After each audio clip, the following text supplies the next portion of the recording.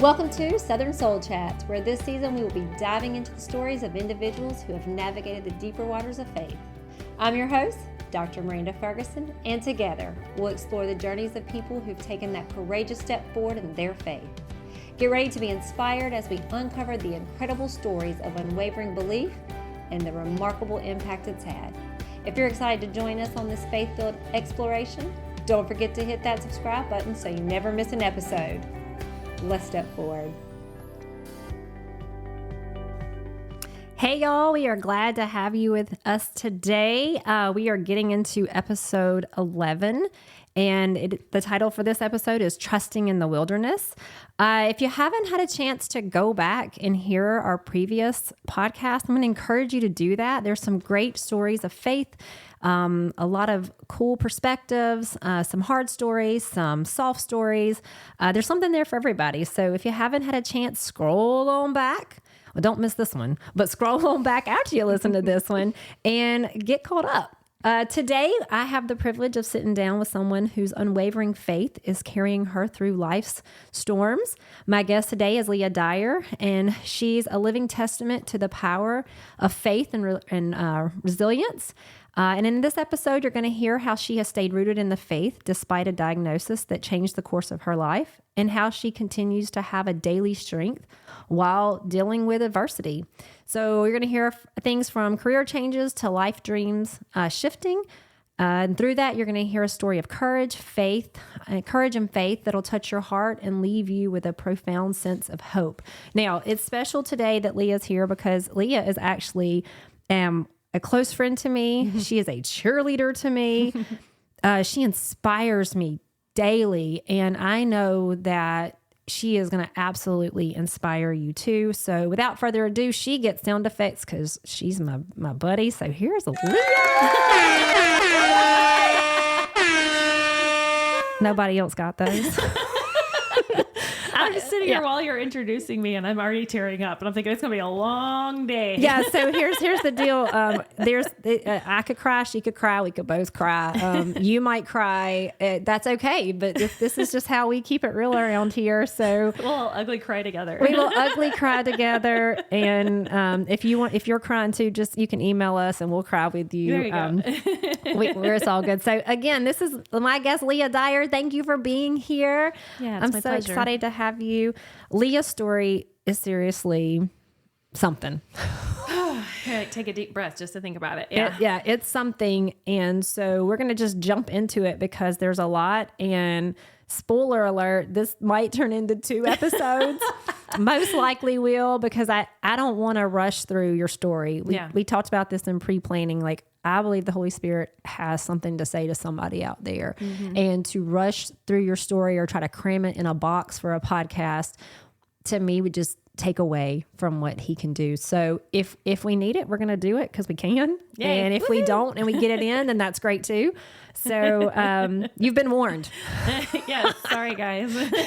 There's your warning. It's just how it goes around here. So we're going to do like we always do, Leah, and just ask you to share a bit of your background and, like, let's say life before diagnosis. How about that? Okay. Yeah. So life before disease actually doesn't exist, but life before diagnosis does. There you go. Yeah.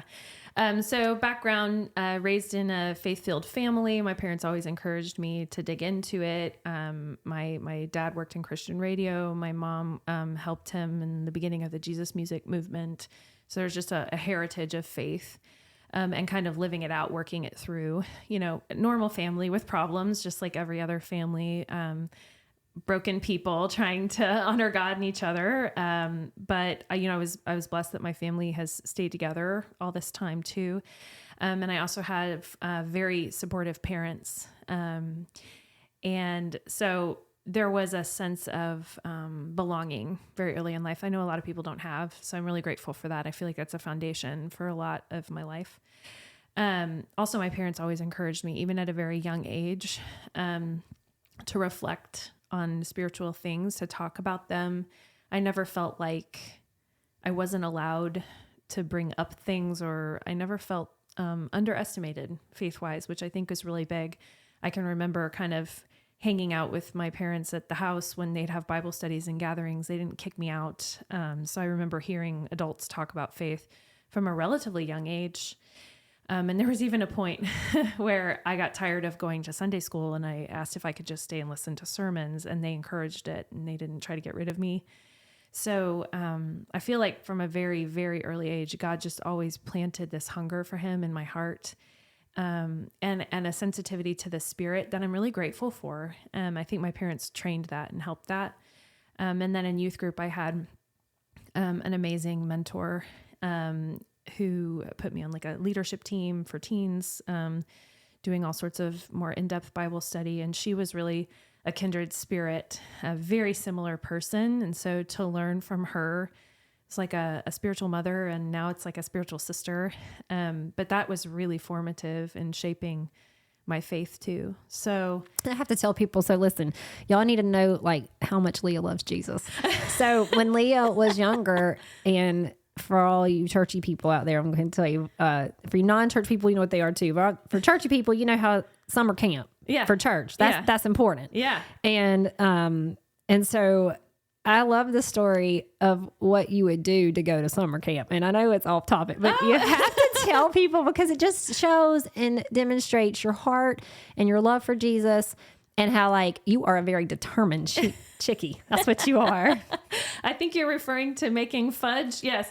So my mom and I had to raise money so I could go. We weren't particularly well off. Actually, we struggled financially as when I was a child. Now still blessed, beyond some, I know, but it was hard sometimes financially, and they didn't want me to not have those opportunities. And so I would make massive batches of fudge with mom, and then put them in a basket that I remember like decorating with the glue gun and the silk flowers. And then mom and I would walk door to door in the neighborhood, and I would sell my pieces of fudge. And the other one I think I told you about was when we sold lollipops. I'm such a hustler. We sold lollipops for a fundraiser when I was in school, in middle school, and I realized that people would pay $1 for them. So That's big money. yeah, instead of the 25 cents that they told us to charge. And so I had a little side gig, hustling for Jesus. I still used it for that, but I remember taking it back to my youth pastor. She was like, Leah, and I was like, well, what? I mean, like, I'm going now. I'm going to be on the bus. So Lord, forgive me. Hustling for Jesus. That's what you were doing. And then there was a point, I don't know if this was your camp, but I remember, didn't you put like encouraging notes? Wouldn't you slip things in people's, like, I just want people to see, like, since you were young, you just have such a love for people and for Jesus. And you just did things that are not typically seen in children, especially these days. I'm actually tearing up thinking about the happy notes. So no, basically, it was in high school. There was several people who every day would go to class with them, and they were struggling, and I could see that they were struggling. I've always had kind of a sensitivity to that in other people, even when I was really, really little. Which is unique when you look at what's happening in life now. Empathy. Really, really strong sense of empathy, actually. And so basically I got this idea to make up these funny little notes. Some of them had scripture, some of them didn't, some of them were just silly. And I would tape a piece, I'd save candy from Halloween, and I'd tape a piece of candy to the happy note. That's what we called them. And give them to those people. And sometimes she'd sneak them in their book bags. Yes, I did that too. And the funny thing about that, two funny things about that. One of them, there was one person that I gave to every day.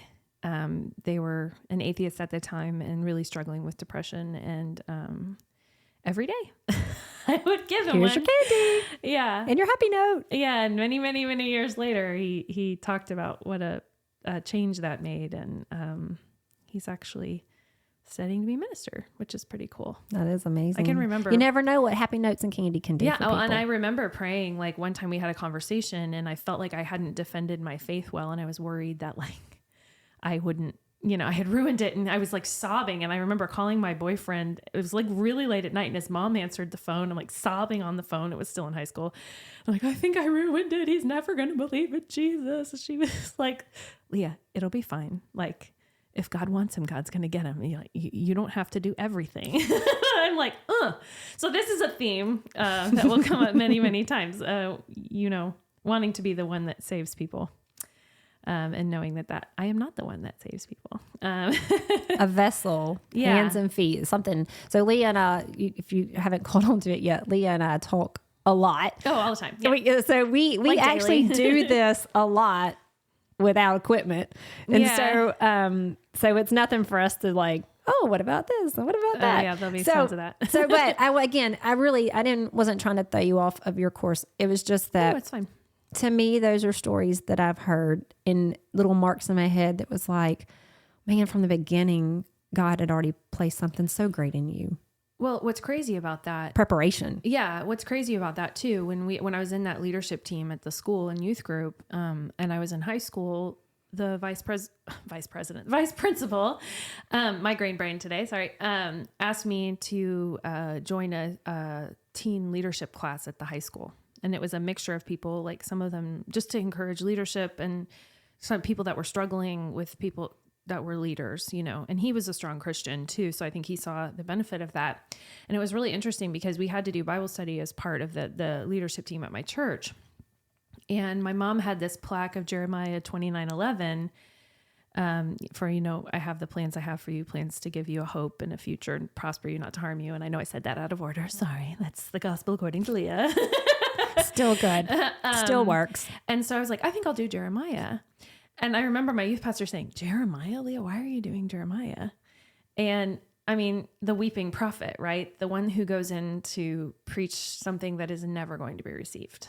And that was not my experience, but I feel like it was God saying, you need this information right now, to speak, to hold on to what you believe in, and to speak your faith to those people. And I had people years later say it made an impact too. So, and I wasn't really thinking about that as much as I was just thinking about standing up for God and for morals and ethics. And I'm by no means a paragon of virtue. I've made a lot of mistakes. I have a lot of character flaws that I have to fight against. So I'm not claiming to be, more holy or more righteous. Really, I'm not. And there's tons of people who can speak to that. I've made lots of mistakes, but it's like he always gives me what I need right before I need it and prepares it. And the other one that I studied in high school was Lamentations. Like, what teenager studies Lamentations? I don't know any personally. Yeah. I'm just going to say. And again, the youth pastor goes, Leah, why did you choose that? And I said, well, the honest answer is because it's the shortest book in the Bible, and I don't have a ton of time. One of the shortest books. If we're going to be honest not here, the shortest, but one of the shortest. It was quick. Do it really quick. And but when I started reading it, I remember thinking, oh my goodness, like this is the part of scripture that we don't always preach. And I remember thinking that even as a young girl. So I started having some health issues in high school. And I had always had them before, but were they more pronounced in high school? Yeah. So I really my sophomore year of high school is when I think I had mono, and then things started to kind of go downhill. We went on a mission trip with the church to Mexico. I got a really bad bacterial infection while I was there. We didn't really know it. I mean, I got really sick. I was in the hospital most of the time we were in Mexico there. And then it would like reoccur every 6 months or so. And we didn't know what that was. So I started to have some health issues. I had knee surgery I think it was in between sophomore and junior year. I had mono. And then I started having issues with pain and stuff and my spine, scoliosis. And so when a couple days after I graduated from high school, I had major spinal corrective surgery. They put rods in my spine, top to bottom. So in the summer before I left to go to college, I was super dependent on my parents. My voice shakes talking about it. I can feel it. I couldn't bathe myself. I couldn't go to the bathroom by myself. I couldn't roll myself over in bed. So it's just a lot of things to deal with when you're that age. And we were just kind of handling symptoms as they came. So, the other scripture that God put in my heart that people often thought was odd. I remember we went on a youth group trip between, I want to say it was between 8th and 9th grade. We went to Washington, D.C. I was struggling with faith a little bit at that moment because I realized the need for me to make it my own. And I didn't want to just inherit faith. I really wanted it to be mine. And so I was struggling with doubt and trying to figure out if I actually believed what I said I believed. And my parents were encouraging me to just dig in. The youth pastor was encouraging me. And I remember sitting on the steps, like actually on the lawn in front of the Capitol building. And we were studying Philippians 3:20.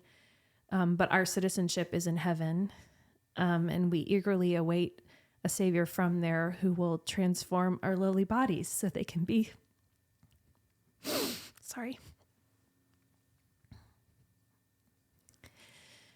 He'll transform our lowly bodies so that they can be like his glorious body.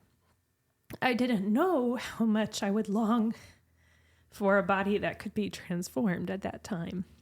And that was actually the scripture on my letter jacket. I'm a citizen of heaven and I'm waiting for Jesus to return and I'm going to get a new body. And I remember joking and saying, like, doesn't this resonate with anybody? Like, we're a citizen in heaven. We can pay taxes there, On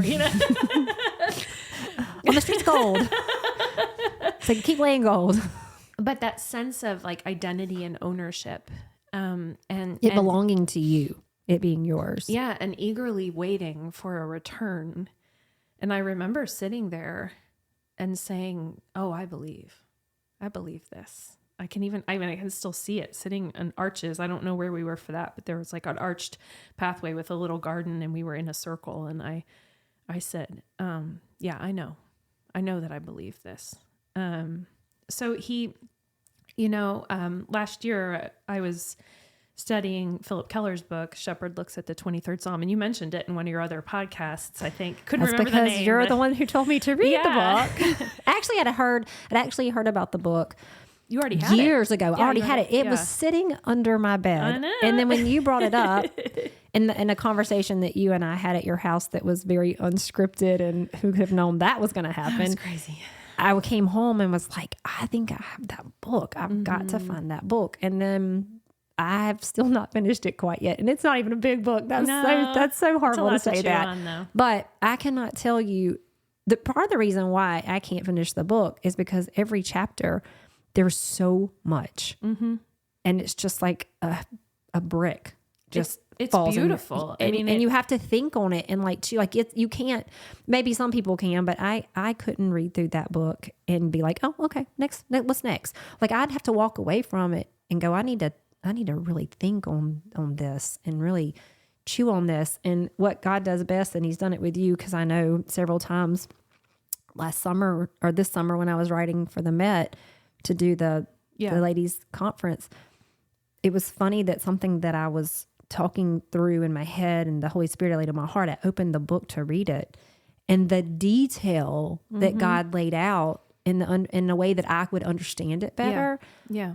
Like, I don't even think I've made it past that chapter since summer because I was so blown away. Yeah. And I think for people who don't know what we're talking about, there's a book, Shepherd Looks at the 23rd Psalm. And basically Philip, the guy that wrote it was a shepherd. And so he's talking about how if you don't live in an agrarian society like they did, you don't understand the significance of the 23rd Psalm. And it's easy to look at it as like this poem of a pastoral scene, and it's just all about peace. But we miss the richness of it. And I guess the reason I was relating it to that story in Washington, D.C.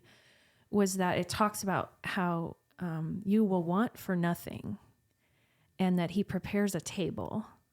In the presence of your enemies, he prepares a table, and that He goes before you and He goes with you through things. And I think sometimes when we're going through a valley, we feel his presence more keenly if we choose to reach out for him. Some of us will choose not to, try to do it ourselves.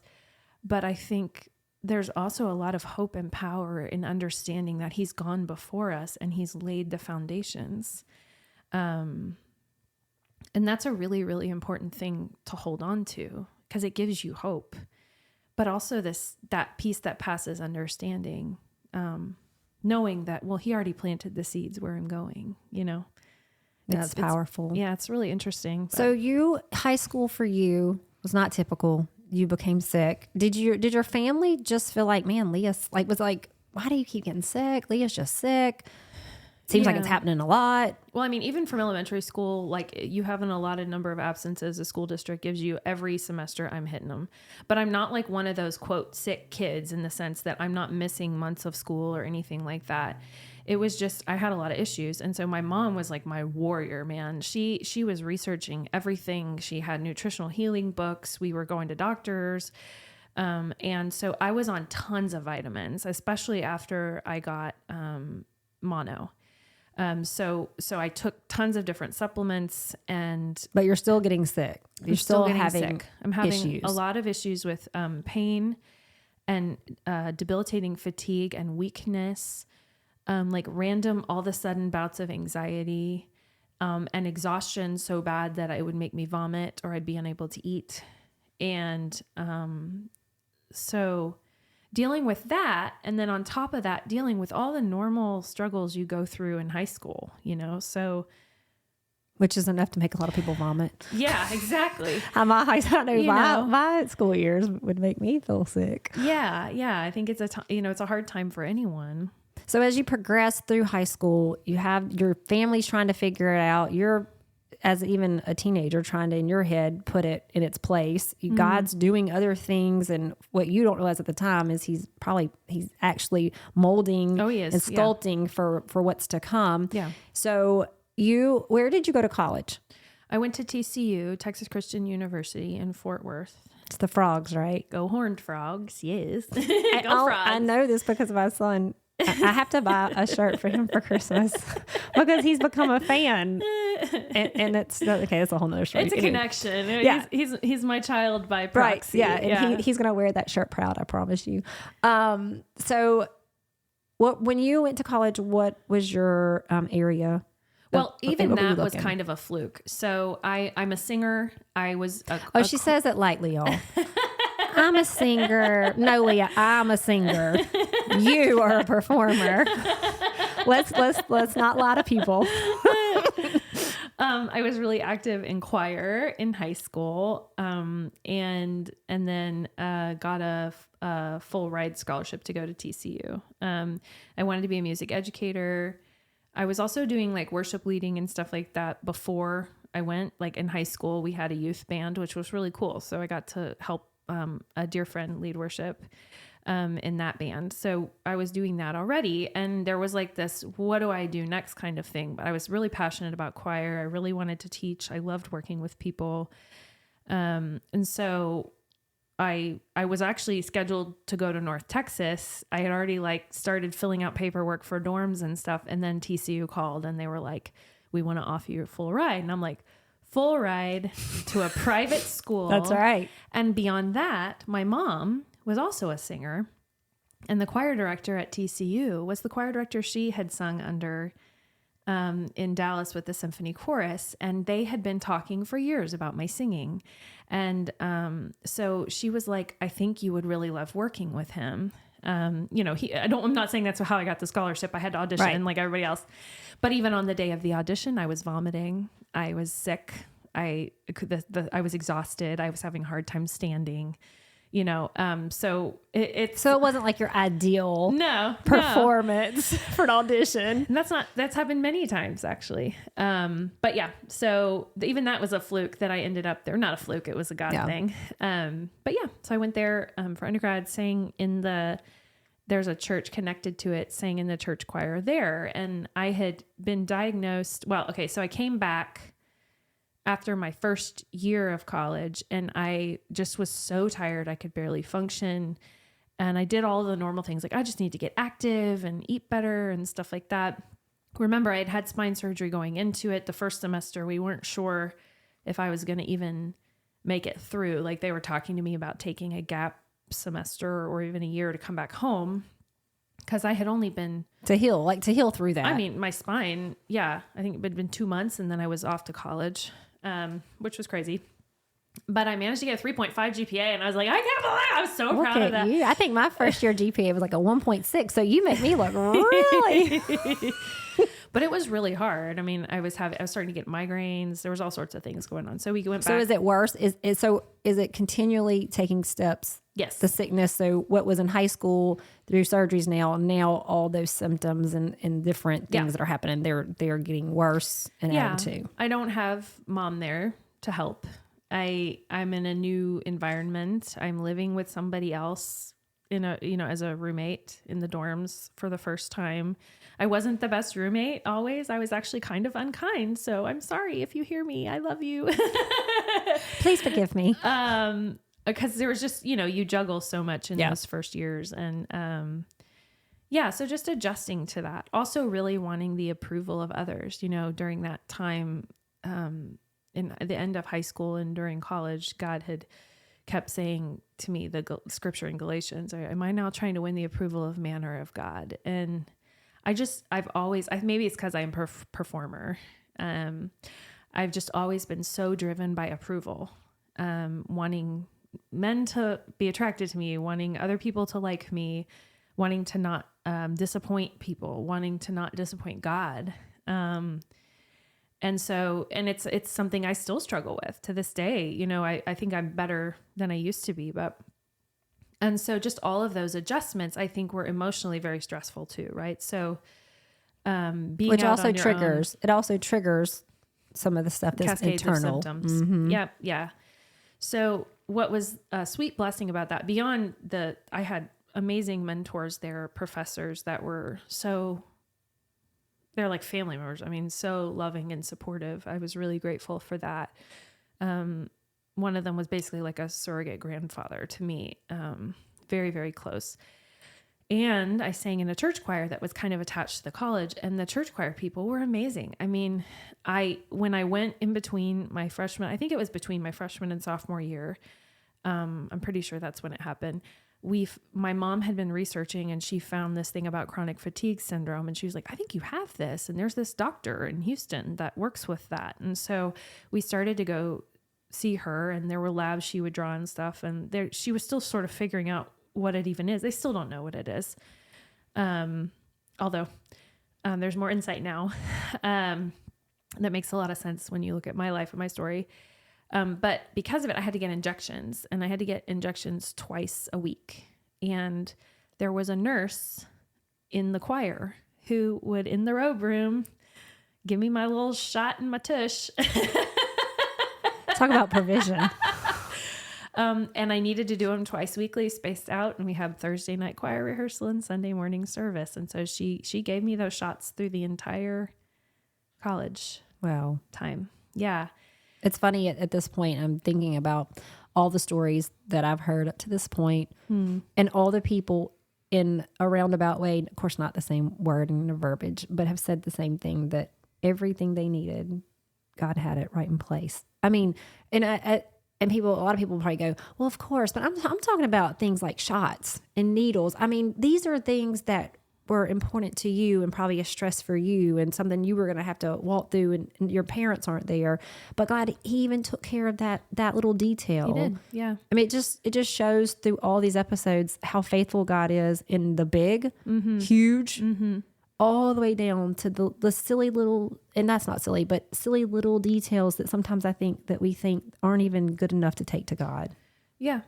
I mean, it's really true. And I think there's even more blessings beyond that. Sometimes I struggle to relate to people of my own age, and I don't know necessarily all the reasons for that. Although I know I was kind of a handful, I'm all over the place sometimes, and I can get easily distracted or wanting to entertain people or whatever.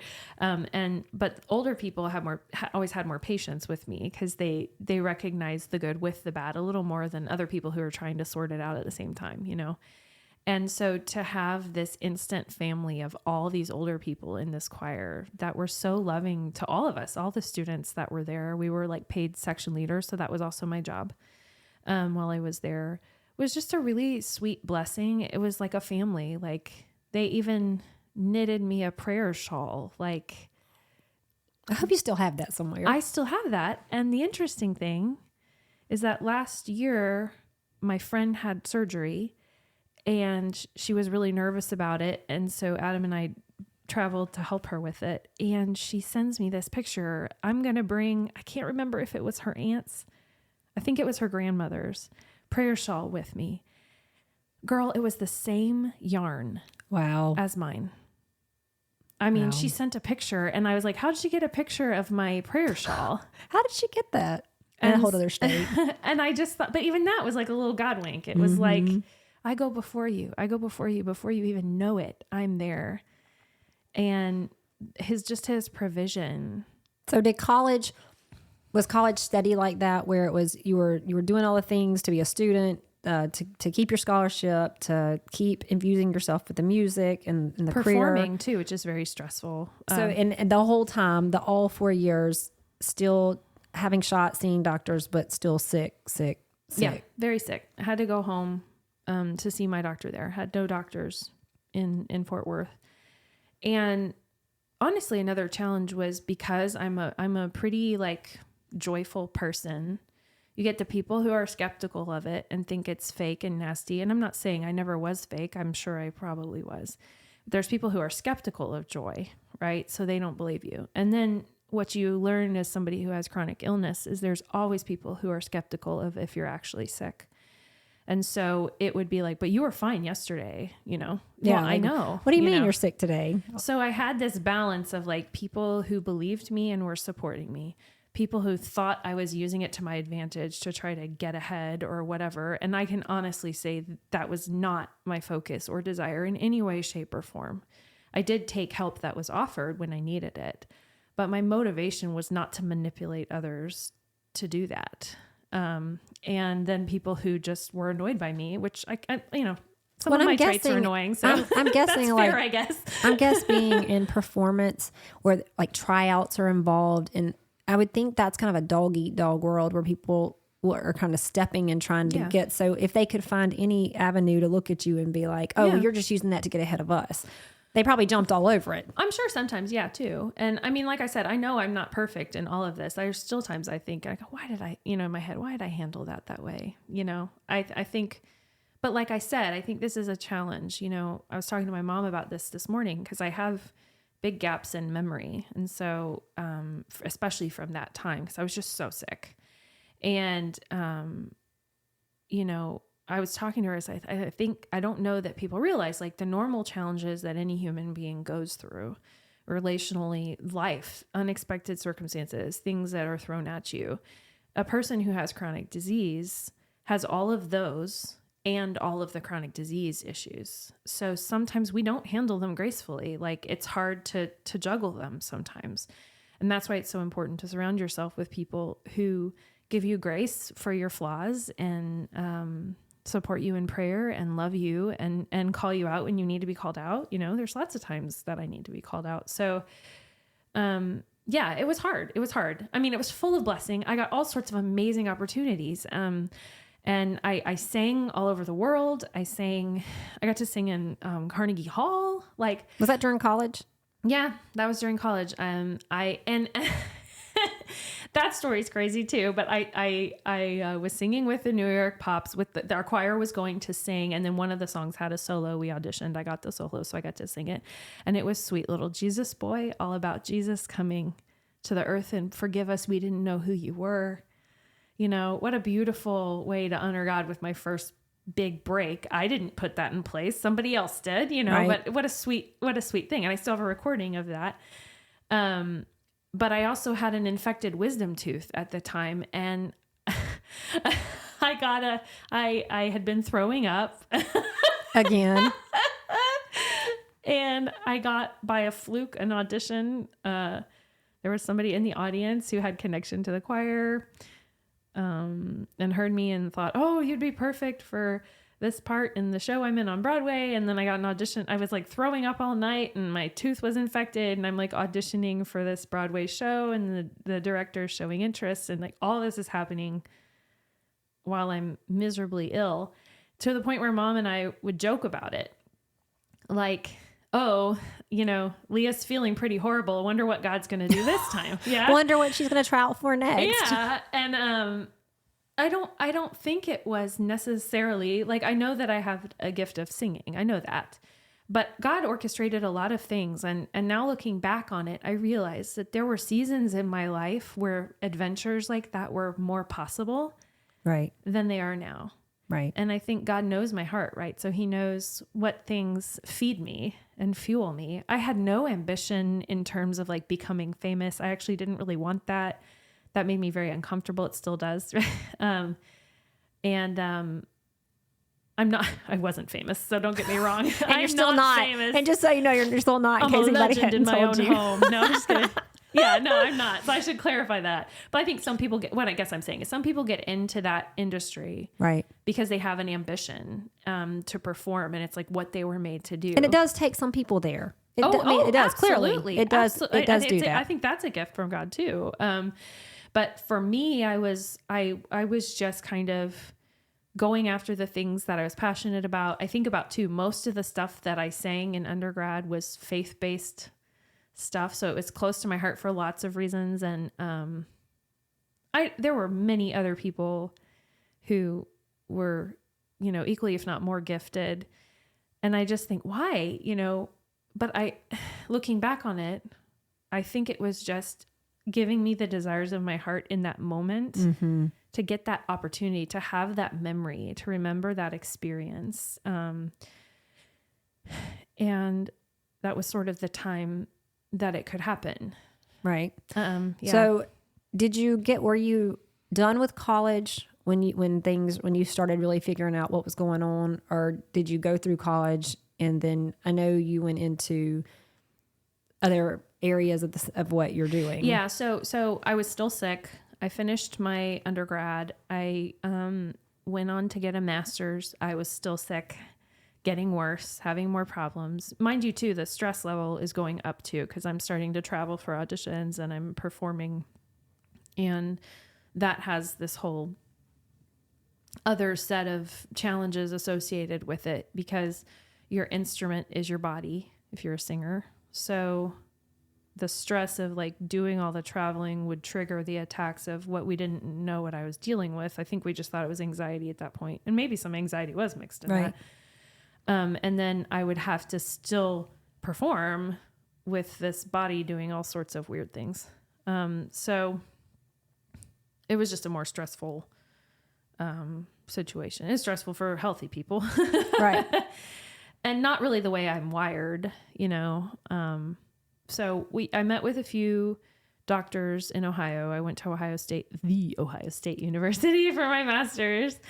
And that was another God thing. I went back to audition for the Broadway show that I mentioned. And at that point, I was having some vocal issues because I was also student teaching at the same time because I was a music ed major. And the director I auditioned for said, "Would you do this if I asked you to? Would you come and do this?" And I thought about it and I was like, honestly, I don't think this is the right time for me, And he's like, "Well, I admire you for knowing that because most people wouldn't turn this opportunity down." And I just didn't feel a peace about it. I didn't feel like it was the right move to make in life. And he was really supportive of that. So I was able to finish student teaching. And then I had missed some auditions because I had been going back to New York to audition. And my mom was like, my voice teacher from Baylor is at Ohio State. Maybe you should reach out and see if their scholarship auditions are closed yet. She's a fantastic teacher. And they weren't. So I applied through the scholarship program for a fellowship and I got the fellowship. And then I studied with the same voice teacher my mom studied with. I bet your mom was like, "This is amazing." Yeah, it was so fun. It was flashbacks. Yeah, it was so fun. And I know as an educator, that's a cool moment to have for students And then those students, you get the next generation of students. Yeah. And you get to see traces of the person you had. I mean, that's a really cool thing for an educator to be able to be a part of that. It's very cool. And yeah, and I even invited my mom to sing on some of my recitals with me. So that was a cool thing. We got to sing together. And yeah. So while all of that was going on, I was still struggling with health and having issues. And it just debilitating fatigue that would induce vomiting and migraines, basically, or like heart racing and sweating and all this like crazy stuff. So while I was at Ohio State, I met Adam, my husband. Shout out to Adam. He's the best. I love him. That's all you get, Adam. Congratulations. Yeah. That's it. Congratulations. I didn't invite you here. I'm just going to speak for you. But I had gotten a job as a, there's another God movement now that I'm thinking about it. Usually they would give it to a choral major master's student. There was a Baptist church associated, not associated with, across the street from Ohio State. And they usually would give the conducting job to a student from the college who was like a conducting student at the college in choral conducting. But that year they didn't have someone. And so they reached out to me because they knew I'm a music ed major in undergrad and a performance major, and asked me if I would want a music director at the church for my time at college. So I got into conducting at that church for the whole time I was in my master's. And Adam came to visit the church because he had kind of a rejuvenation of faith, wanted to get back into that before school started. And he was the first person, one of the first students I met at Ohio State. And look at you now. The rest is history. And it's in the books. And they were a beautiful family too. They were sweet. But then it was like, you love choir conducting. You want to do it now? Let's do it. God gave me another opportunity. I had been interning. I had done some internships at my home church in Houston for music ministry too, because I had thought about, that was actually in my undergrad. I had thought about going into it. But it was a hard time to find. It was hard to find jobs for women. We're not going to talk about that today. No, we are not. That's another podcast. That's another podcast, whole different season, not this one. So you've met Adam, and you're clearly going to start dating, still college lifing, still working. Still sick. Still sick. And I actually had meeting. I actually had a time with him when I could tell things were going to get more serious. And I just said, I need to tell you that I'm sick and they don't know what's wrong with me. And he automatically went to cancer or something like that. I said, it's always cancer. If you're sick, gotta be cancer. It is the worst nightmare. Yes. I shouldn't laugh about that. Yes, it is. It is. Too many people know that as their worst nightmare. Yes. But he was just like, I just want to help you. I'll just do whatever. I don't care. That's fine. I just want to help you have the life you want to have. I just want you to get well. And I was like, okay. Sure. Sounds good to me. Well, put a ring on it then, buddy. Let's do this thing. Can I get that signed, sealed, and delivered right now? Yeah. So we ended up getting married. We moved to Pittsburgh for him. He's a metallurgist, so Steel City. We ended up there. And then he was working and eventually went into like an MBA program at night. And while he was doing that, I was teaching voice lessons. And then I thought maybe I should go back and get an artist diploma. I was still doing performance, and an artist diploma is like a postmaster's performance certificate where the college basically sponsors you and lets you go out and do it. So I applied to Carnegie Mellon University, and they were like, actually, we're not doing artist diplomas anymore. And then they wrote me back and they're like, actually, we're going to have auditions for artist diplomas. And I was like, okay. So I went and I did this audition. It was really crazy, really grueling. And they decided to reinstate the artist diploma program. So I was able to go to Carnegie Mellon for free, and there was a stipend involved too. So I got income from that. And then when I was doing all this performing and traveling, I was like, guys, I really need some assistance financially to pay for the travel and the performance attire. You got to wear a ball gown every time and everything. And they were like, well, if you can find a sponsor. And so there's another God thing. I just called someone whose living room I had sung in a few weeks before. And I was like, would you be interested in donating? And she was like, yeah, let's do it. Like, so I called the office back at Carnegie Mellon and I'm like, okay, I found it. And they're like, what?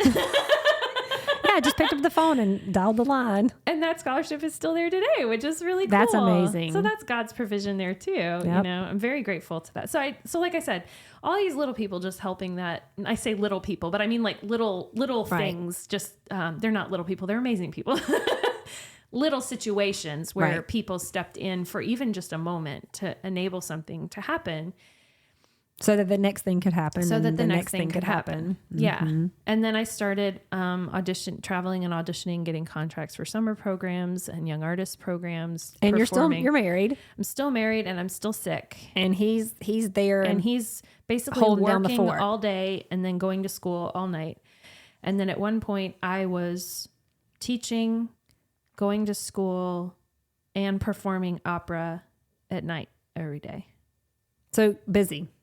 Very like 16-hour days. Like ridiculously crazy. Yeah, and migraines and throwing up, and then and then I go to a chiropractor, we take an x-ray, and he's like, there's an S curve in your neck. I'm like, what? And we start, well, it must be from the surgery. When they pushed the extra curve, it went up. And so I had like an S curve in my neck. I was having all these crazy symptoms.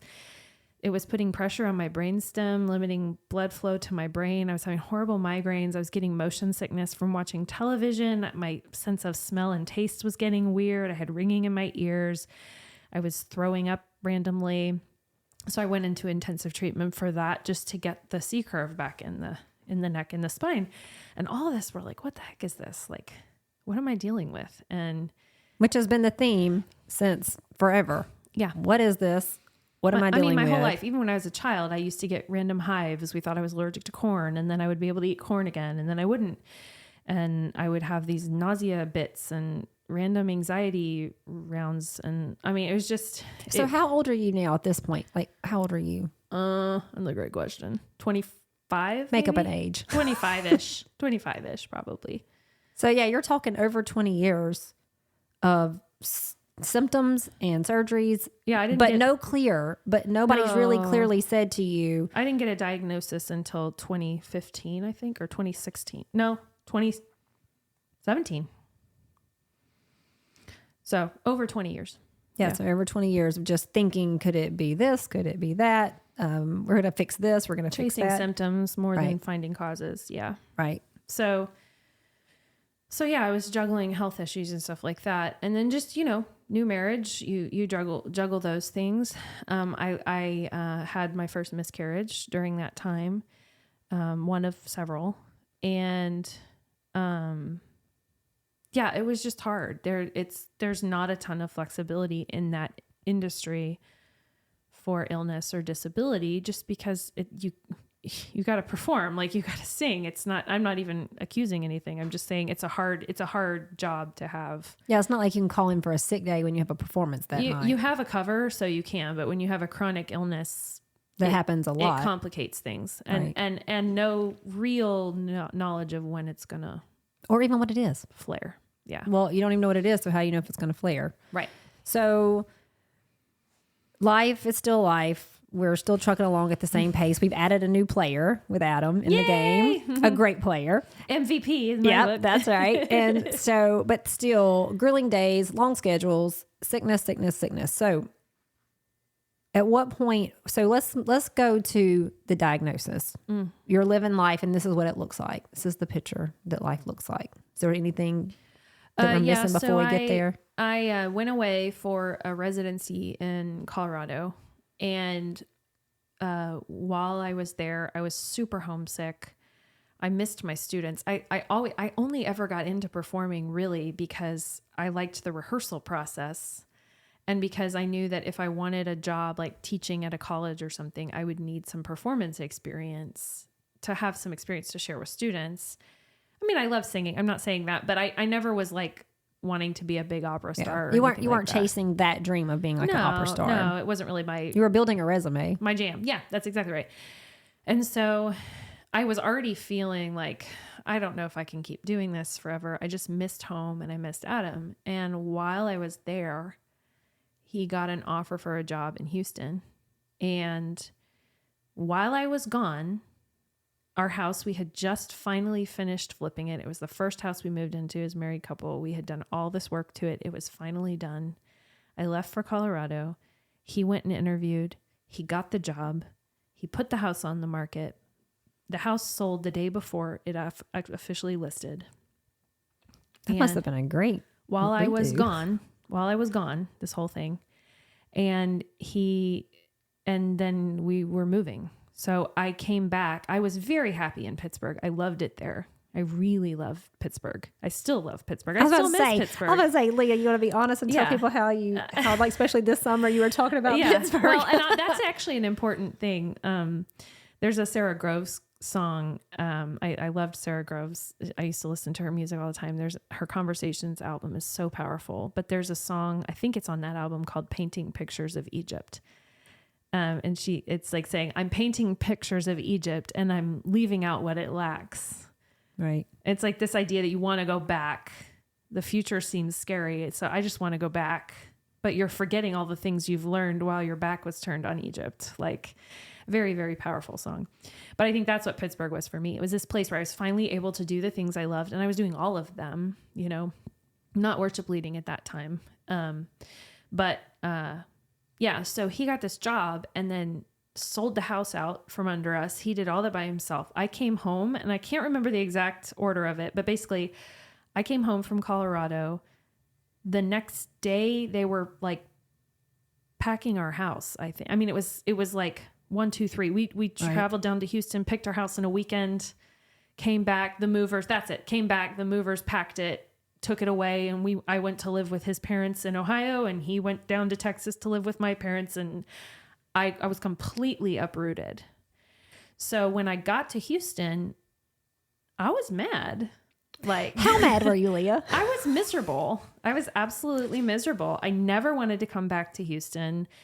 It had nothing to do with the people or anything. It was just, it's humid. There's mosquitoes everywhere. It's hot all the time. Like, and Pittsburgh, I really loved the changes of seasons. There's mountains. Oh, they have real seasons there? Yeah, there's this thing called seasons. Those exist. See, I thought I learned about that in school, but it was just a big lie. I got to tell you, the first time I lived up north and I saw tulips poking up through snow, I understood the significance of Easter. I'm not joking. Because you go through this long winter. I had never experienced it before. Everything is cold, gray, dead, dirty, muddy, slushy. And then you see this bright green promise of life come up. It is it was like literally, I remember thinking, I get Easter now, God. Easter's coming. Yeah. For here, it's like, oh, it's just the second time the trees are already blooming, Are we wearing shorts this year? Or are we wearing pants? Yeah. What are we doing? Yeah. But anyway, so I was not happy about it. And I let Adam know I was not happy about it. I was really uprooted and I was really angry and I was really frustrated. And he's like, I'm sorry. God made this miracle job pop out of nowhere. He was ready to leave. He was miserable. So where you were flourishing and happy. He was not. But on the other hand, he was not, and the opportunity happened, and he goes, we're taking it. Well, and the amount of profit we made on the house, his company had paid for his master's degree, and he had to work a certain number of years. And because we left early, because he was so ready to get out, the entire profit of the house went to paying his company back for his master's degree. So God provided that too. So it was just... Even though you were pitching a fit? I was upset about it. I really was. Yeah. And I felt so uprooted and like everything was spinning and I was trying to catch my breath. And so I say all that to lead into the diagnosis stuff because I think it's really important. I had months of misery. I was so unhappy. And then I remember I had spent some time in the Word and I felt God telling me like, Leah, you know that job was like a miracle. You know that happened because I ordained it. Stop being a stinking brat, And my sweet husband is like the most long-suffering human. I'm not exaggerating. He is so long-suffering. God knew that any man married to me would have to be that. And I'm not really joking. That's legit true. Like, we're not really fudging here on this one. And so he had sort of said things, but he was trying to he felt bad. He was like, I'm sorry I uprooted you. I'm sorry that I did this. Because you have to understand, when you work in that field that I was working in, you build networks of people. I had opera companies that just would call me if they wanted somebody to do a role. You know, they already... Yeah, you had established yourself. Yeah. So I went to nothing. I had nothing. And anyway, so God was just like, Leah, you have got to get over this. So you really switched roles. Completely. So you had it all there, established. He's miserable. All of a sudden the script flips. Yep. And now he is here and he's happy, but you're at the bottom. We always joke that he was like, he's from Missouri originally, but in Ohio, but he's been a Texan his whole life. You know what I mean? Like, this boy was made for it. The joke when we went on our first date is I had told Mom, I'm swearing off cowboys, you know, basically. And I never dated a cowboy. That's an exaggeration, but I'm saying, like, I wanted a new pool to choose from. You know what I mean? Yeah. So, but when I go on our first date, I was like, well, he took me for barbecue and he has a big jacked up truck and he's on the shotgun team and he loves country music and he played football in high school. And I'm like, he's not really my type. And my mom lovingly says, well, your type hadn't really been working out for you. So. And she was right. Turns out Mom knew best. Turns out. Way to go, Mom. Yeah, but I had this time where I was thinking, I had done this amazing study right before we left Pittsburgh, before I went, 5 Aspects of Women. I think it's what it's called. And it just talks about biblical womanhood, like what it means to be a woman and a follower of Christ. And I had always been hesitant to that, keep in mind, because I had wanted to serve in ministry and had been told I didn't have a place. And so I was a little cynical about, okay, I'm going to study about what it means to be a woman in the Bible. You know what I mean? Right. Yeah. And it was actually very eye-opening to me and very transformative. So he was planting seeds already there. And I remember sitting in the front room of our house and earnestly praying, and just saying, God, I don't want to be this spoiled brat, dissatisfied with her blessings anymore. I don't want to be motivated by selfishness. I don't want to squander my life. I've wasted this time being irritated. What I really want is someone to look at me and see a Proverbs 31 woman. I want my husband to see God in me. I want to honor you. I want to serve you, and I want to love people. So I always had a heart for people, but I was always mixed up in my own insecurities too. And I still struggle with it. Like I said, I'm not delivered from any of it. But I said, God, I just want, if you can give me one thing, I just want to be wise. I want people to see your wisdom in me. I want wisdom. And I really want it, right?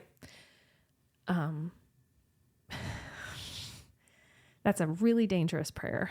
But it says in scripture, if anyone lacks wisdom, seek it and he will give it to you. And I say all that because wisdom doesn't come easily.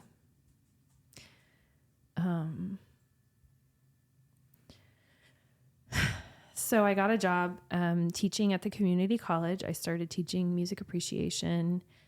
I was teaching private voice lessons. Loved it so much. Lots of hard work as an adjunct. Not a lot of pay for a lot of work, as you also know. Yeah, but it was wonderful. It was really wonderful and hard.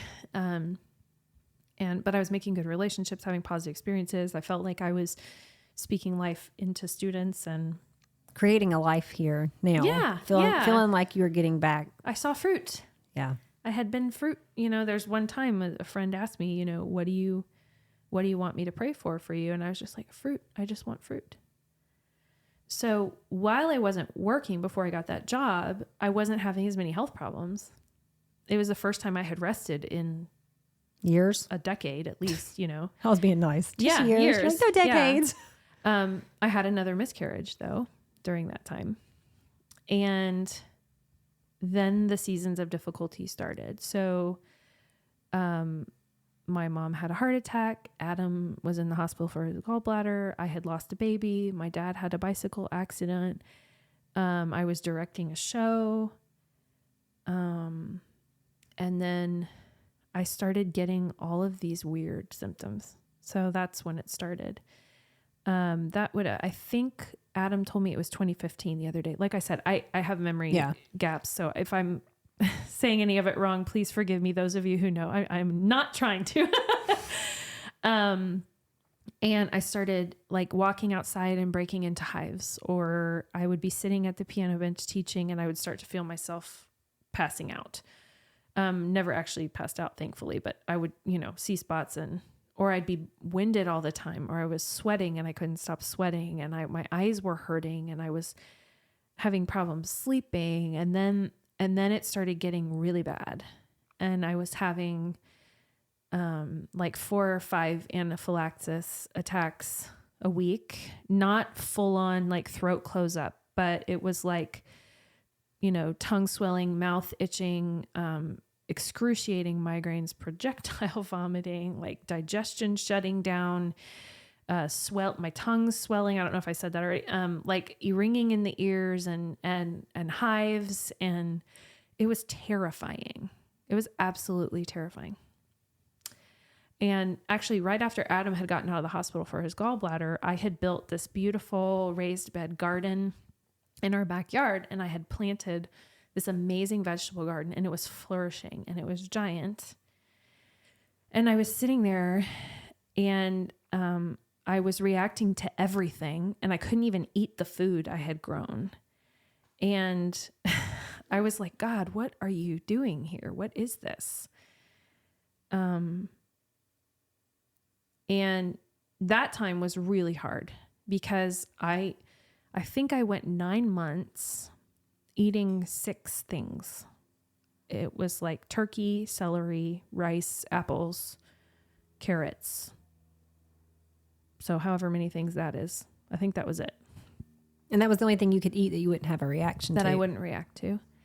I went to Bible study once. I drank water from a water bottle. I had a reaction from water. Later found out it was because of the plastic bottle had soy in it. I didn't know. And so I was dropping weight. I think I lost like 70 pounds. My hair was falling out. I was having problems with my teeth because I was malnourished. So it was really rough and scary. Yeah.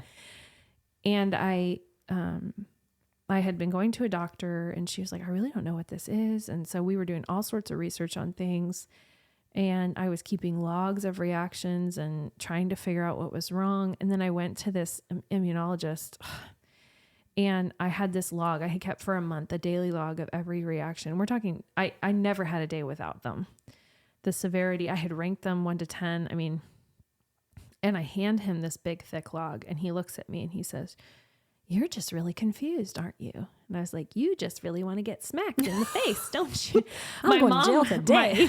My mom was with me, and she looked at me, and I'm like, seriously? So at that time, no doctor could help.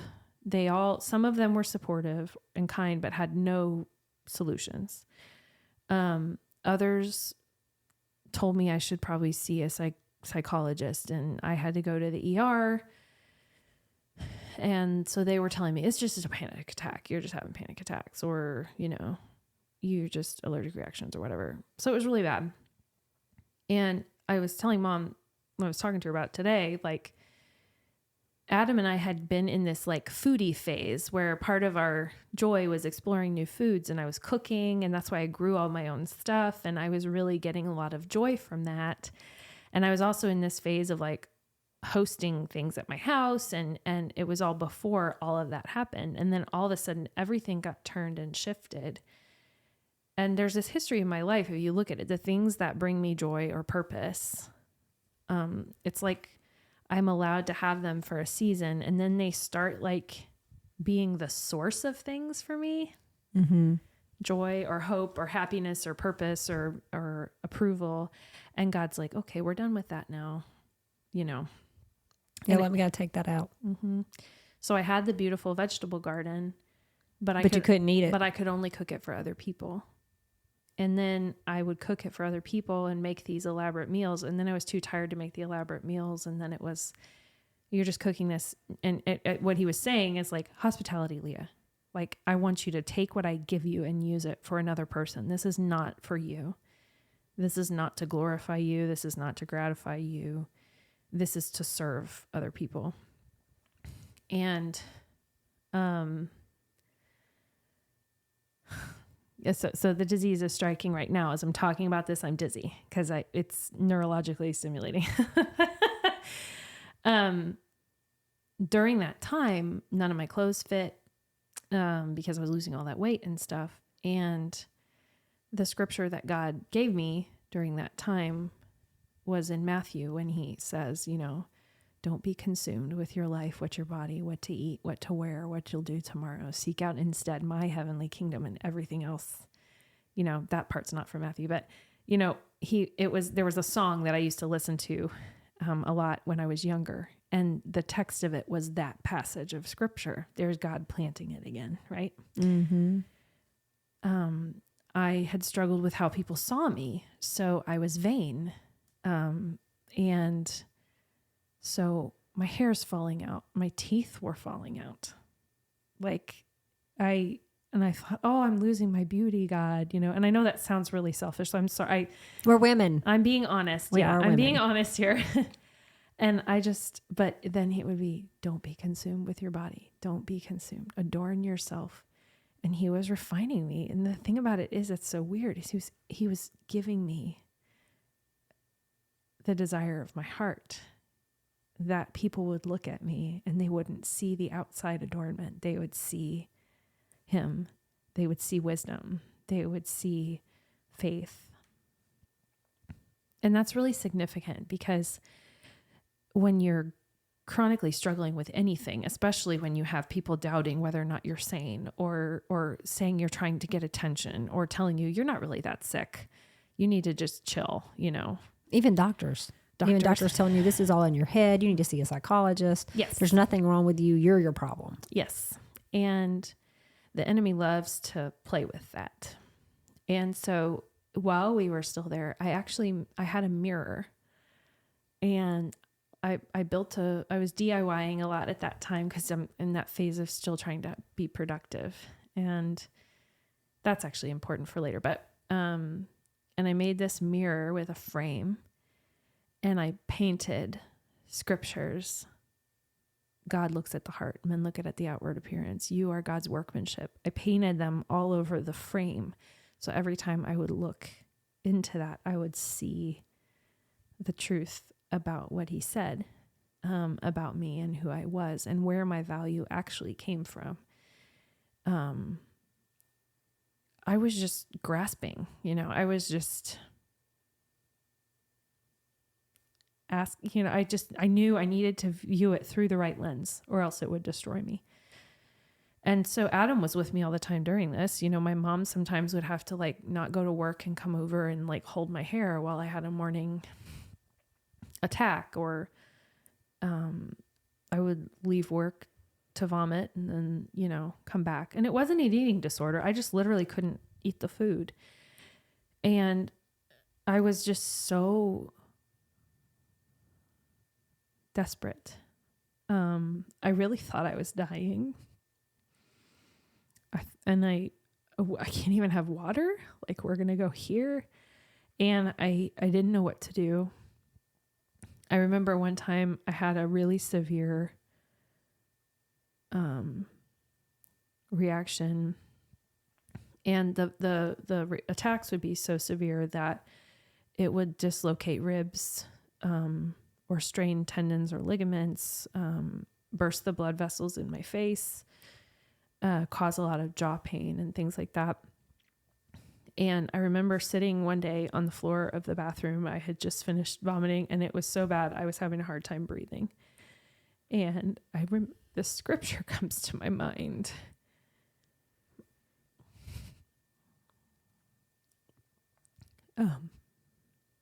From Psalms. As my heart is melting like wax, my bones are out of joint. It's just talking about being in total physical agony. And I hadn't read it or anything. It just came to my heart. And I thought, why would he give me that right now? And so I laid down and I rested. And then I looked up the scripture, and it was David talking, but it was foreshadowing of the crucifixion of Jesus. He was talking about being, bones out of joint. My heart, I think he says my blood poured out like water, and then he goes on to talk about them casting lots for his garments and stuff. And I remember laying there and thinking, why did you give me that? And then he just said to me, Leah, I know. I see it. I've felt it. I know what you're feeling. And I want you to know I'm here. And I'm not leaving. I'm here. And I think it was like this reintroduction to the heart of Christ, the man of sorrows. It was just... And everything stripped away. I was so weak. I couldn't do anything. And then to think about the significance of suffering in a spiritual walk is something we shy away from so much. And you can sometimes even feel shame that you can't get it together,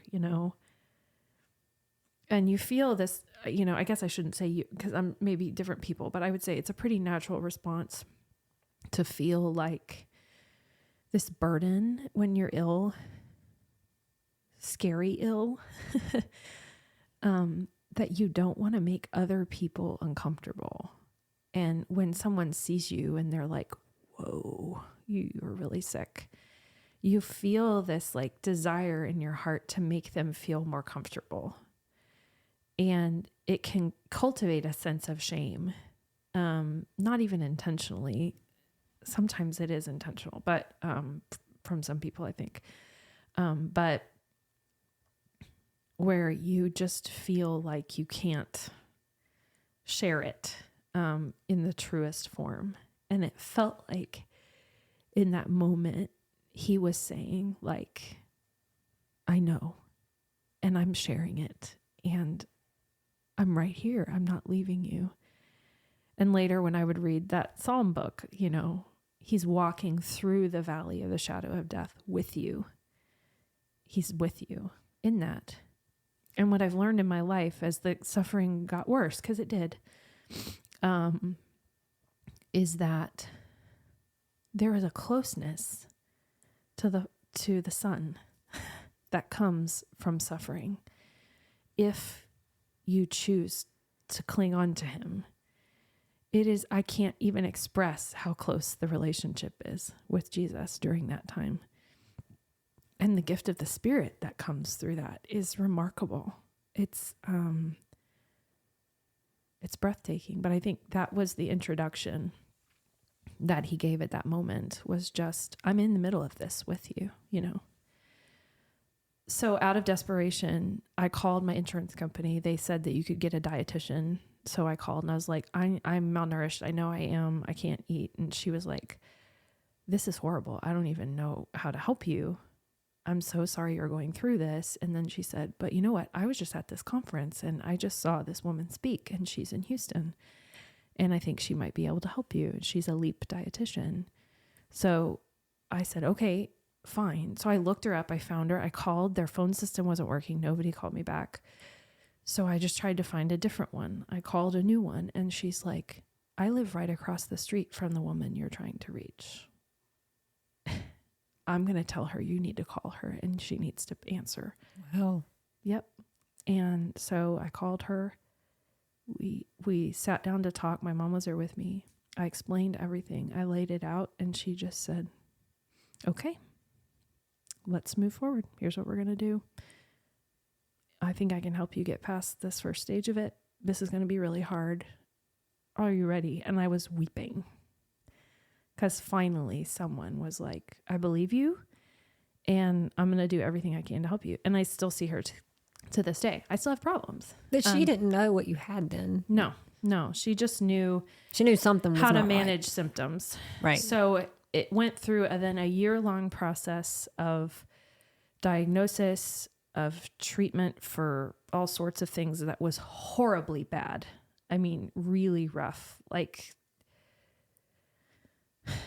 I had that bacteria from Mexico had taken up basically shop in my digestive tract, and I had no good bacteria in my digestive tract. And so there was so much inflammation that just everything was passing through basically into my bloodstream. I wasn't absorbing nutrients or anything. So we had to go through this whole period of killing off that bacteria, going through the reactions from that. And then going on a very strictly rotated diet to try to figure that out so I could reintroduce foods. Because remind you, I'm losing foods every day. Like I started to react to the only things I still could eat. And so then we had to like rotate it in. And I'm not kidding you, I had spreadsheets of what I was allowed to eat that day. I'm still working at 3 schools at that time and at home. And I'm having to like pack things carefully, cut things a certain way, refrigerate them a certain way. It was so hard. It was so hard. And I was improving in that way. And I thought, okay, all right, I think I've got this managed. And then new symptoms started, something different. And I had just switched colleges to a new school, and I was helping to start a music school there. And then I start having the migraines getting worse, dizziness, tachycardia, random fight or flight episodes, all this stuff. And I'm going to the hospital, and they don't know what's wrong, and they're trying to figure out what's wrong. And then they would give me fluids, and I would feel better. I had hospital doctors telling me I didn't know what I was talking about. It's like a broken record. Yeah. And I mean, at one time I went to 2 separate ERs in the same weekend because the first one was so unhelpful and my blood was so thick it was clotting in the IV line. And they were like, well, your electrolytes are fine, so you're not dehydrated. I was like, okay. So 2 days later, I was in the hospital at the med center, a little more. And that's when the next miracle starts. So still trying to teach, doing all of this, really, really rough. I go to the ER, and they were really busy that day. And one of the residents was talking to me in the hallway, and she stops and she talks to me for like 45 minutes. I think I was there with Adam and my mom. And I tell her all of my symptoms, and she's like, oh, you're a zebra. And I'm like, what? She's like, we were just talking about zebra in medical world is like, basically they teach them if you hear hoofbeats coming, assume it's a horse. But sometimes when it passes you realize it's a zebra. Basically saying, go through all the most normal diagnoses first. And then if those don't answer the question, then you go to like the house kind of diagnosis of the zebras. These are the weird ones. And she was like, we were talking about POTS, dysautonomia. And she's like, it sounds like you. And I'm like, well, we've thought about that before, but we've never, done anything about that. And she's like, well, even your dehydration could be part of it. So she convinced the ER doctor to do some of just like the simple POTS tests that aren't as, they don't require the special neurologist and all that. And while I was in the hospital, she was like, I think that we're pretty sure you have this. We're pretty sure you have POTS. So I get an answer. I also get over 3 bags of fluid, and my body soaks it all up.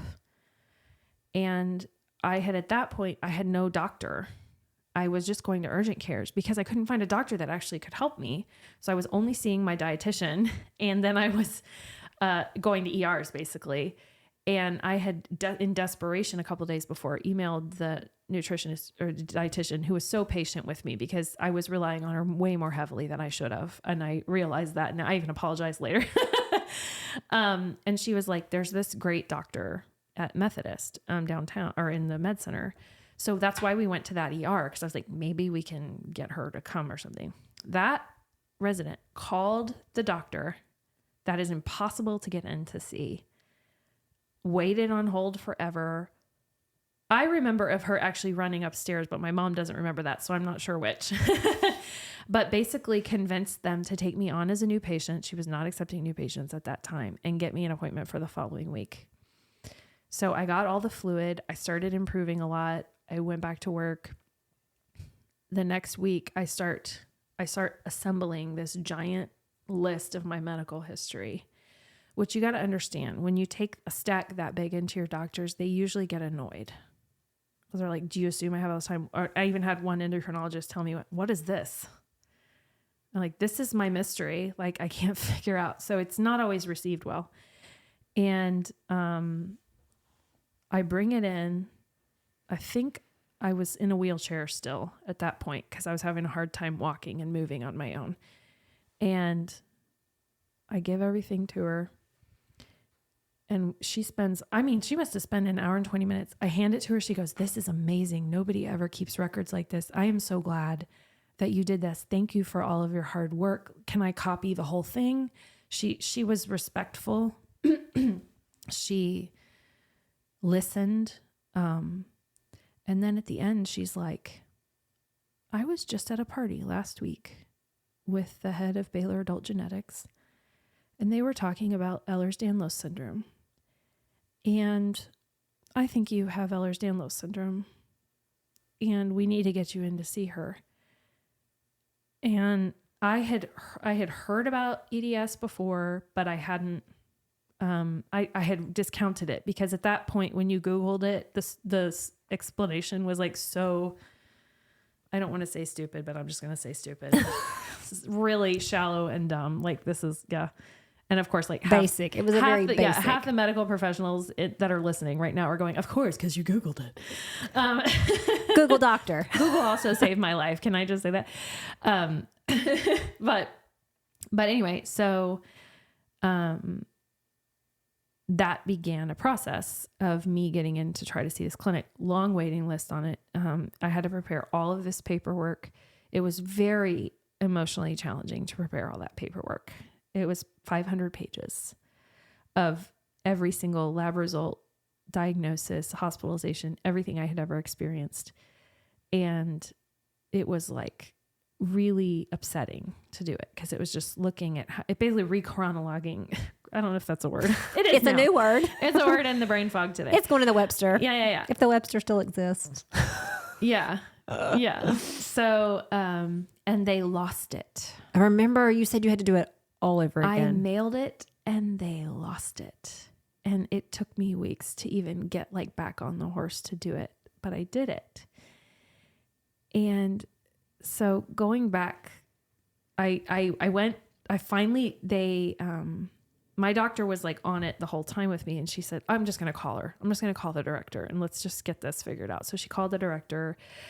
Mind you too, before that, I had been screened for every other disease, lupus. I had had a spinal tap and MRI for MS. I mean, I had done everything because I was having neurological symptoms. I mean, it actually looks a lot like MS. Mm-hmm. And we had gone through all sorts of avenues that way so I had ruled out everything and there was nothing left except this new idea that maybe it was EDS. And finally I went into the EDS clinic. I got an appointment. I went, they screened and they were like, yeah, you have hypermobile Ehlers-Danlos syndrome. You probably have dysautonomia and POTS, and it sounds like you have like episodic mast cell activation syndrome, which is where your mast cells attack things thinking that it's like an autoimmune thing. They attack things thinking that they're invaders, and it causes allergic reactions and stuff like that. And I'm like, okay. So what do I do now? And they're like, you got to see every specialist in these areas so you can get these things on your chart. Because if you don't get these things on your chart, you're going to run into the same thing you always run into. No one's going to know what to do with you. No one's, because you're a zebra. Exactly. And actually for EDS, the symbol for it, like the awareness ribbon and stuff is a zebra. Appropriate. Yeah. So here's the thing about it. I remember going home after that. Mind you, I'm working crazy hours still. My heart rate is so all over the place that when I'm conducting a choir at this point, I have to lay on the floor and they stand around me so I can conduct, so I don't feel like I'm going to pass out. I mean, I'm still doing all the things. And I start thinking back to that scripture that he gave me. My heart is melting like wax within me. Everything's being poured out of me like fluid. My bones are out of joint. Well, hypermobile Ehlers-Danlos syndrome is connective tissue it affects, and it makes your joints dislocate it randomly.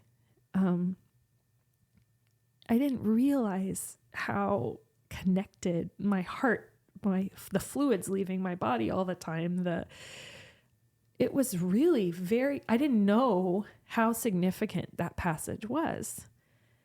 And I just felt like I could identify with Christ in suffering in that moment, that it had meaning. And I was sitting there and I remember thinking, I am flawed to my very core. This is a genetic disease. I am so broken, and I've been broken since the beginning of my life. And then I hear, I knit you together in your mother's womb.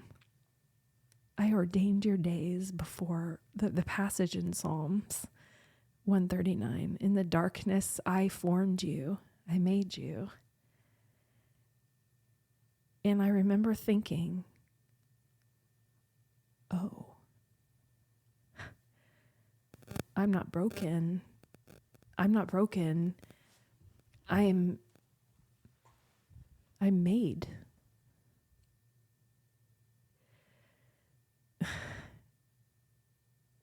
Genetic disease is there when you're being knit together in your mother's womb. It's there from the beginning.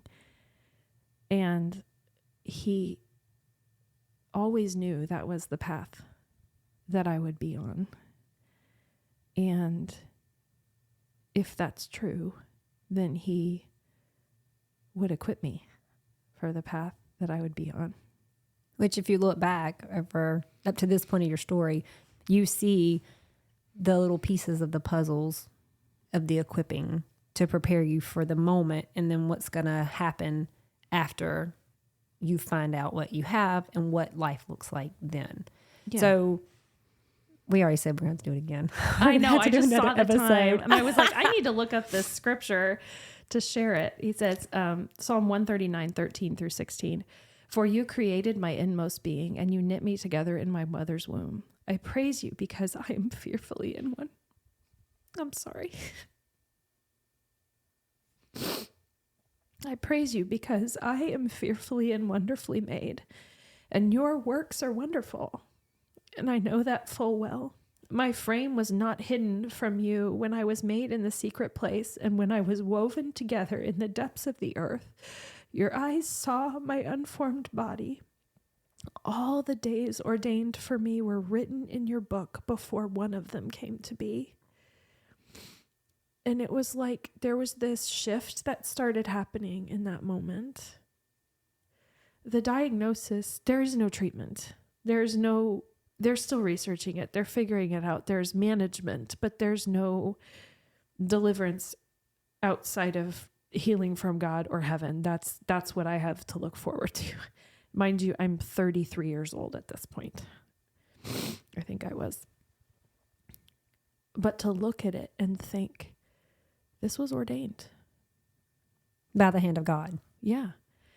This was, I think, an unfortunate consequence of the brokenness of mankind. I mean, I think that in my, I'm sure people could get into theological discussion about this, but I think genetic defects are just a result of the sin, the brokenness of the world, right? So I'm sure he would have preferred another way to do it. Much like many things. But it was like all of a sudden this shift happened of me understanding, yeah, I'm broken, but I am fearfully and wonderfully made. So, all right, God, what are we going to do with this? So I think that's a good place to leave it, because what a great place to pick up and go, what are you going to do with it? Yeah. Because here you are, you're not 33 anymore. And I'll be 40 this year. it's a birthday. You'll be 40.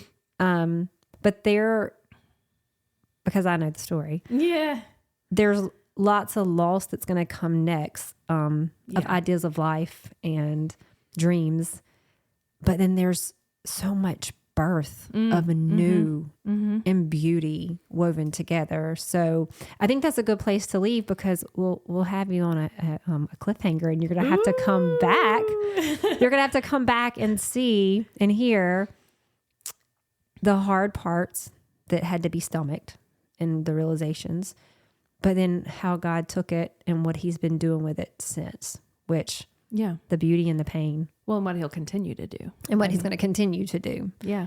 So if you're good, if you're good with stopping there, then we're going to pause there, and we will pick it up on the next episode. We're just going to roll it over like we do.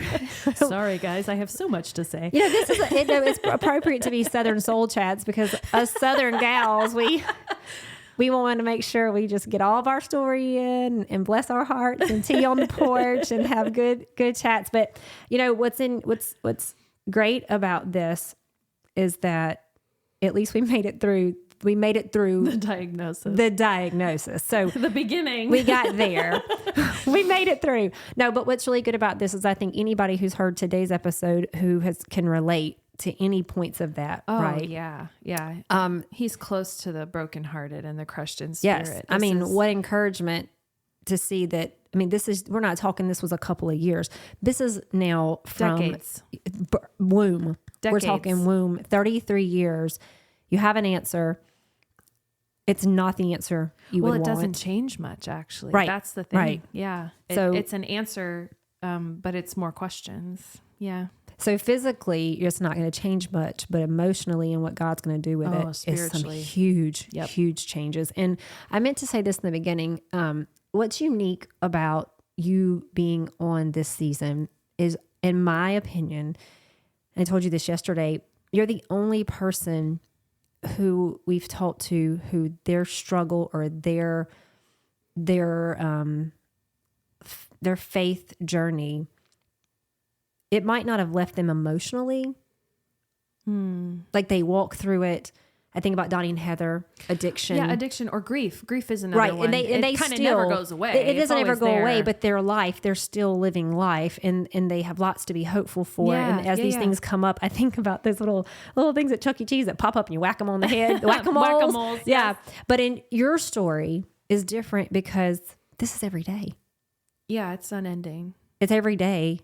And a lot of times it's something new every day or something. Like I joked with you when I walked in the door today, should I tell people how many medications it took for me to get here today? Yeah. And the answer is 12. Right. 12 medications, and some of them natural, some of them medical, like prescription. And I'll have another 12 to 13 to finish the day. Right. And I'm wearing a brace to be able to sit upright, to even be here. To be able to do this. And I'm hydrating at the whole same time. Yeah. So your story is unique in the sense that this is a daily, every day. It is. It's not gonna be something you revisit through emotions. It is something that you have to wake up and face and walk through your day with God, and then lay it down at night. Oh yeah. And the next morning, we'll lay it down in the morning. We'll lay it down all day. We're gonna lay it down all day, and I might lay it down too. Okay, well, there you go. So here's the deal, guys. We are going to cut it here. Thank you for spending this time with us today. We were glad to have you. This story, I know this first part was probably emotionally charging and it might have touched on some sensitive places. But I promise you want to come back and get the rest of it because it's just so good. All right, guys, we'll check in next time. Come on back. Thank you for joining us on today's episode of Southern Soul Chats. We hope you found inspiration, encouragement, and valuable insights to carry with you through your week. We invite you to subscribe to Southern Soul Chats so that you never miss an episode. We are a branch of Stepping Forward Ministries, a 501c3 Christian nonprofit, and we kindly ask for you to consider making a donation today. Your contribution will play a vital role in sustaining the podcast and allowing us to continue sharing these impactful stories of faith. As you leave today, remember your story is a part of a bigger narrative, and your faith has power to guide your path. Keep stepping forward with hope, trust, and assurance that you're never alone. This is Dr. Miranda Ferguson. We hope you have a great week and keep stepping forward.